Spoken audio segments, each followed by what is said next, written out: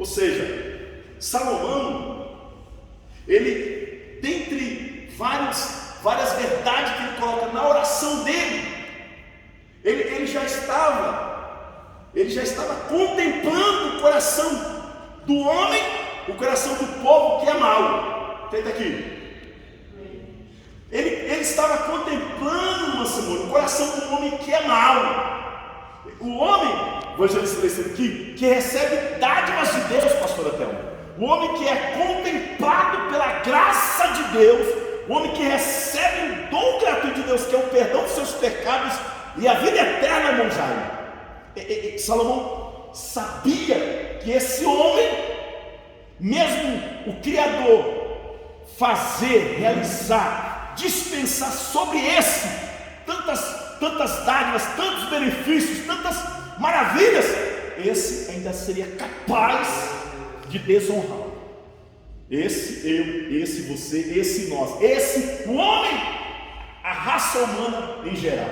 E Salomão falando diretamente do povo de Israel, israelita, e também cabe a nós como igreja também, como filhos de Deus também, que Deus nos agraciou com o penhor da sua imensa graça. Imensa graça. Então Salomão está falando, quando o teu povo Israel por ter pecado contra ti, por ter pecado. Como que alguém, irmãos, como que alguém pode fazer uma oração? Pensa comigo, como alguém pode fazer uma oração assim, pastor? Como é que o senhor veio para essa igreja, e o senhor já falou aqui na igreja que o senhor confessa pecados, que às vezes o senhor nem pecou, o senhor está pedindo, o senhor está chorando diante de Deus, para Deus? Como assim? Como assim? Salomão está dizendo assim, Salomão já está dizendo, quando o teu povo, por ter pecado contra ti. Ou seja, Salomão, ele vislumbrava pelo Espírito Santo que aquele povo estaria sujeito a pecar contra Deus, a desonrar o seu Deus, a desonrar aquele ao qual operou grandes maravilhas por esse povo.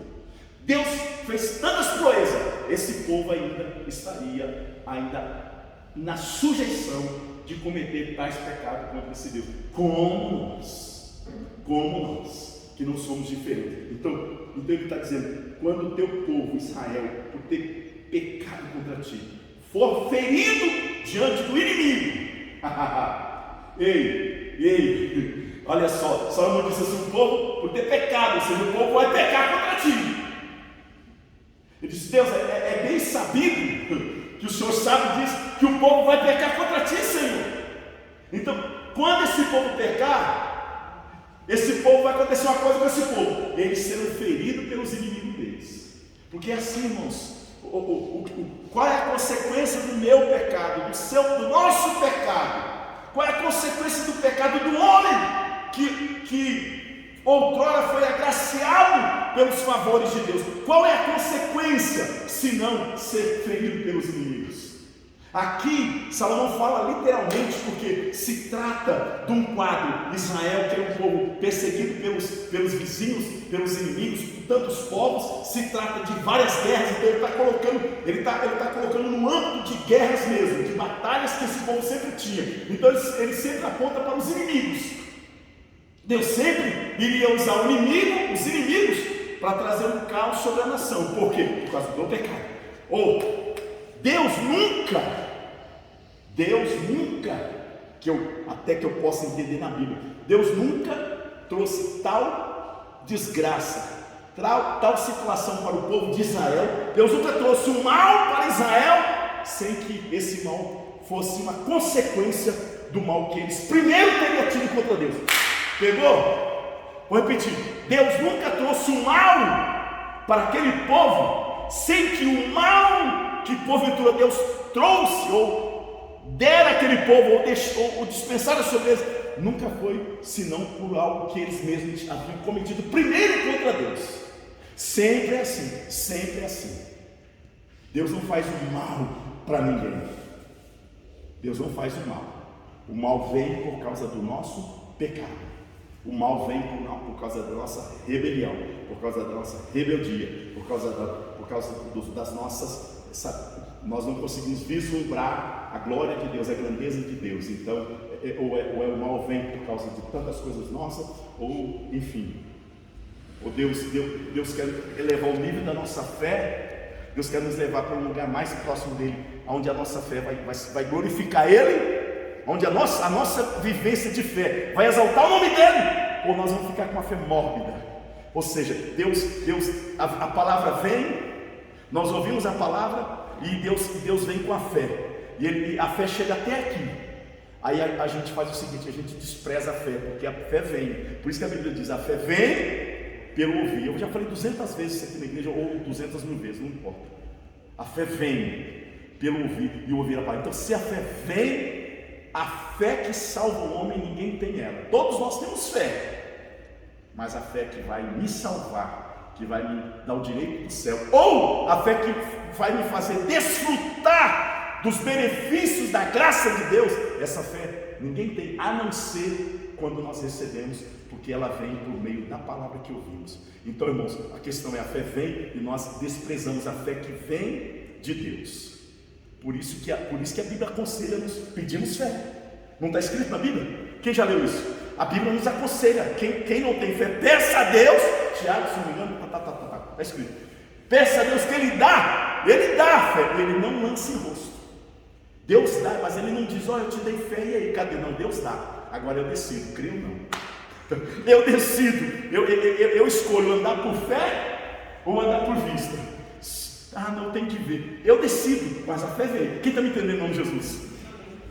Então, Salomão está dizendo, quando esse povo tem pecado contra ti, for ferido diante dos inimigos, e se converter a ti, primeira decisão, quando o pecado vem ou nós pecamos, conversão. É necessária a conversão ser uma conversão que glorifica a Deus. Ela tem que ser uma conversão genuína, de dentro para fora, que glorifica a Deus. Então, quando esse povo se converter a ti e confessar o teu nome, ou seja, quando nós nos convertermos e confessarmos o nome de Deus, e orarmos, 3 coisas, e suplicar nesta casa, aleluia, aleluia, aleluia. Ou seja, então Deus vai ouvir do céu e vai responder. Observe, vou terminar aqui. Já expliquei aqui várias vezes essa palavra, mas vou falar de novo. Quando o teu povo, aleluia, se converter, confessar o teu nome, ou seja, às vezes nós confessamos o pecado, que tem que ser, mas junto com confessar o pecado, tem que confessar o nome do Senhor, porque Deus é fiel e justo para perdoar os nossos pecados. Então nós confessamos a Deus também, porque quem é perdoador dos pecados? Deus. Então, Deus, eu confesso o teu nome, porque o Senhor perdoa os meus pecados. Eu confesso o teu nome, porque no teu nome há remissão de pecados. Quem me entende em nome de Jesus? Aleluia. Então converter, confessar o teu nome, o nome de Deus, e orar. Aí ele diz assim, e suplicar a ti. Eu já falei várias vezes, mas vale a pena a gente memorizar mais uma vez. Eu resumo: orar. E por que o texto diz orar e suplicar? Então nós entendemos que orar é uma coisa e a súplica é outra coisa. Já está batido aqui, até virou uma vitamina, sim ou não? Mas vale a pena nós memorizarmos. Por quê? Porque quando eu oro, Mônica, quando eu oro, eu dobro o meu joelho, eu esqueço de mim. A oração é para com Deus, a oração é para com a vontade de Deus. O que é oração, pastor? Porque a pessoa pensa que a oração é só... A oração é quando eu me coloco diante de joelho, ou só choro, ou só faço alguma coisa, ou eu abro a boca, eu falo já tudo aquilo que glorifica a Deus. Na oração eu não peço nada. Na oração eu não intercedo por ninguém. Na oração eu só apresento coisas que vão glorificar a Deus. Tudo relacionado ao Criador, a Deus, a sua obra, a sua palavra, tudo. Na oração eu coloco, eu evidencio quem Deus é. Qual é o poder dele? Qual é a glória dele? Na oração eu evidencio Deus, o Pai e o Espírito Santo. Eu dou evidência a Deus na minha oração.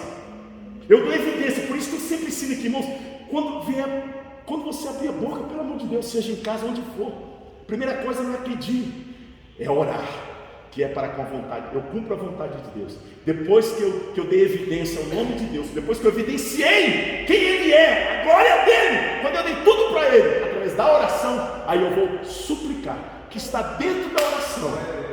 está dentro da oração, mas a súplica, aí eu vou clamar, eu vou gemer por aquilo que eu preciso, eu vou apresentar as minhas dores, as minhas necessidades, e dentro dela eu vou apresentar a necessidade do meu próximo, que é a intercessão. Mas a oração, ela tem que vir primeiro. Um coração, um crente que ouve essa palavra e não consegue dobrar o joelho e orar primeiro, mas sempre coloca em si as suas dores, é um coração egoísta. Eu repito, é um crente que vai para o céu, acredito, mas ainda está com orgulho, ainda tem um pouco de egoísmo. Por quê? Porque, irmãos, nós precisamos aprender que orar, eu primeiro cumpra a vontade de Deus. Eu dispenso a Ele toda a glória devida. Eu esqueço das minhas dores. Eu esqueço, nesse momento, pode ser 1 segundo de oração, ou 1 minuto, ou 10 minutos, ou 1 hora. Eu esqueço dos meus problemas. Eu evidencio Deus.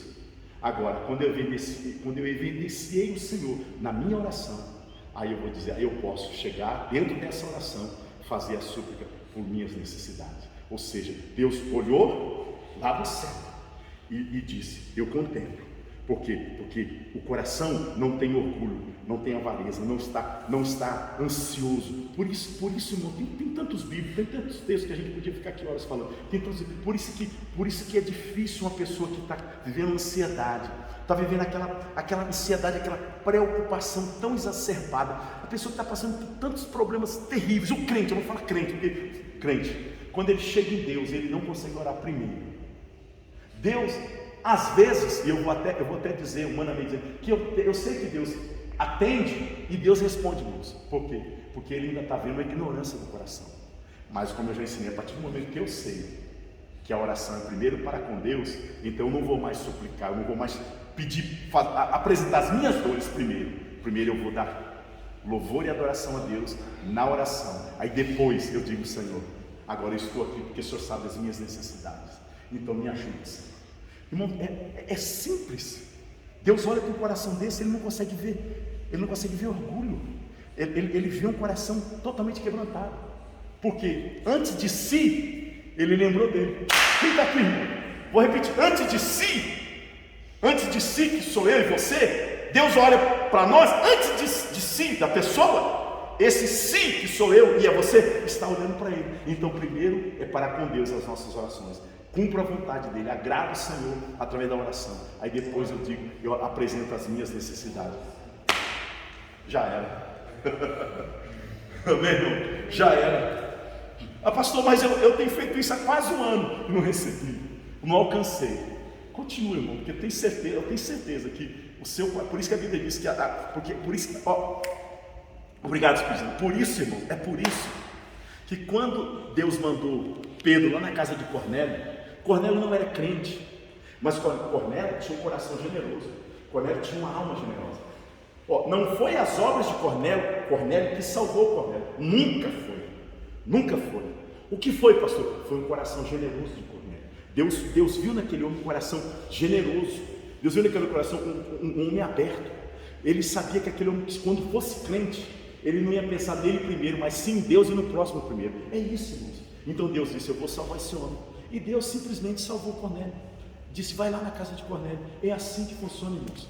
Deus esvazia-se primeiro. Primeiro nós nos esvaziamos de nós e enchemos Deus do que Ele é. E depois Deus nos enche daquilo que nós precisamos. Amém? Amém? Fique em pé, por favor, em nome.